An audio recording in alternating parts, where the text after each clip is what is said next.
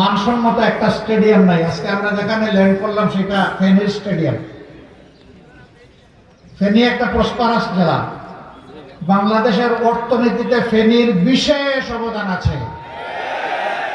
বিপুল সংখ্যক মানুষ দেশের বাইরে থাকেন, তাদের পাঠানো রেমিটেন্স বাংলাদেশের একটা বিশাল অংশ জুড়ে আছে। ফেনীবাসীকে ফেনীবাসীর পাওনা দেব ইনশাআল্লাহ। এই স্টেডিয়ামকে মানসম্মত আন্তর্জাতিক খেলার ভেন্যু হিসেবে তৈরি করা হবে ইনশাআল্লাহ, যাতে এখানকার যুবকরা সুস্থ হওয়ার জন্য, সাবলীল হওয়ার জন্য তারা খেলাধুলার এই সুযোগ আরো প্রসারিত হয় তাদের।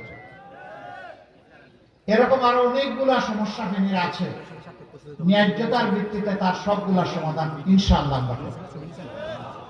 আমরা যে তিনজন ভাইকে আপনাদের হাতে এখানে উপহার দিয়েছি, এখানে তিনটা, তাই না? আমরা যাদেরকে উপহার দিয়েছি তাদেরকে কোনো দলের নয়, তাদেরকে ঐক্যবদ্ধ বাংলাদেশের পক্ষ থেকে আপনাদের কাছে উপহার দিয়েছি। এখানে 11টি দল, আমরা একাকার। আমরা এখানে আলাদা কিছু দেখব না।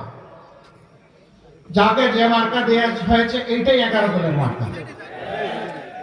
11 দলের কর্মীদের চাওয়া পাওয়ার কিছু মান অভিমান থাকতে পারে। আজকে সবগুলা মান অভিমান আমি আমার 2 হাত তুলে নিয়ে যেতে চাই। এখন থেকে আর কোনো মান অভিমান চলবে না। একদম মিলেমিশে একাকার হয়ে লড়াই করে আধিপত্যবাদের বিরুদ্ধে, দুর্নীতির বিরুদ্ধে, চাঁদাবাজির বিরুদ্ধে, মামলা বাণিজ্যের বিরুদ্ধে, মা বোনদের গায়ে হাত তোলার বিরুদ্ধে আজকে এই ভোটগুলা তুলে আনতে হবে ইনশাআল্লাহ। নতুন বাংলাদেশের পক্ষে আনতে হবে। যুব সমাজের প্রত্যাশার বাংলাদেশ গড়তে হবে। এই বাংলাদেশ যারা গড়তে অঙ্গীকারবদ্ধ, তাদের হাতেই আমরা 300 আসনে মার্কা তুলে দিয়েছি। সম্মানিত বন্ধুগণ, এই মার্কা হচ্ছে স্বাধীনতা রক্ষার মার্কা, বাংলাদেশের সার্বভৌমত্ব রক্ষার মার্কা, দেশকে সামনের দিকে এগিয়ে নিয়ে যাওয়ার মার্কা। এই মার্কার সাথে আপনারা সবাই আছেন? আপনারা থাকলে হয়ে যাবে? গোটা ফেনীকে একদম চাষ করে ফেলতে হবে। একটা মানুষও বাদ যাবে না। যারা দেশকে, মানুষকে ভালোবাসে, আমরা বিশ্বাস করি, তারা 12 তারিখ প্রথম ভোটটা দিবে। হ্যাঁ বিজয়ী হলে বাকি ভোটের মূল্যায়ন হবে, হ্যাঁ পরাজিত হলে বাকি ভোটের মূল্যায়ন হবে না। সুতরাং প্রথম ভোট কিসে হবে? হ্যাঁ মানে আজাদি, না মানে গুলামি। আজাদি না গুলামি, আজাদি না গুলামি। লিল্লাহি তাকবীর। দ্বিতীয় ভোটটি হবে, আমি আগেই বলেছি, বাংলাদেশের স্বাধীনতা, সার্বভৌমত্ব হেফাজতের পক্ষে, ন্যায় এবং ইনসাফের শাসন কায়েমের পক্ষে। এই বাংলাদেশে রাজার ছেলে রাজা হবে, মন্ত্রীর ছেলে মন্ত্রী হবে। সেই সংস্কৃতির ধারা আমরা পাল্টে দিতে চাই। রাজার ঘরে জন্ম নিলেই রাজা হওয়া যাবে না, মন্ত্রীর ঘরে জন্ম নিলেও মন্ত্রী হওয়া যাবে না। তার আপন যোগ্যতা যদি থাকে, সে কেবল এই কাজের জন্য নির্বাচিত হবে।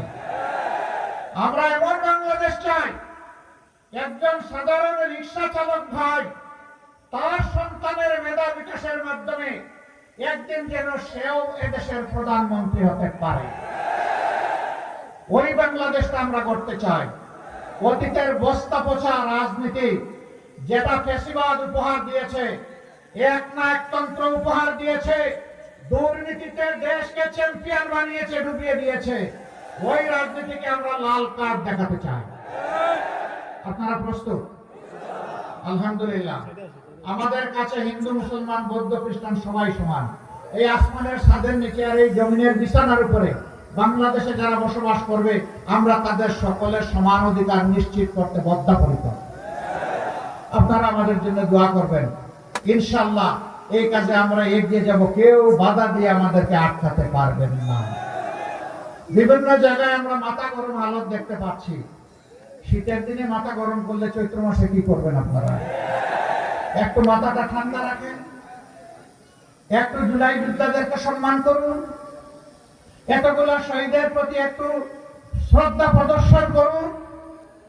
আমার বৃদ্ধ বনিতা জীবনের ঝুঁকি নিয়ে গুলির সামনে বুক পেতে যারা দিয়েছিল তাদেরকে একটু সম্মান করুন। সেই সম্মানটা করলে মাথা গরমের কোনো সুযোগ নেই। কিছু কিছু জায়গায় মা বোনদের উপরে কেউ কেউ হাত দিয়েছেন, আমরা তাদেরকে অতি বিনয়ের সাথে আহ্বান জানাবো, মা বোন আপনাদেরও আছে, নিজেদের মা বোনদেরকে একটু সম্মান করুন, তাহলে বাংলার সবগুলা মাকে বোনকে আপনিও সম্মান করতে পারবেন। খবরদার মাদের সম্মান নিয়ে টান দেবেন না, আল্লাহর আরশ কেঁপে উঠবে। মাদের একটা দীর্ঘশ্বাস আপনাকে জ্বালিয়ে পুড়িয়ে ছাই করে দেবে।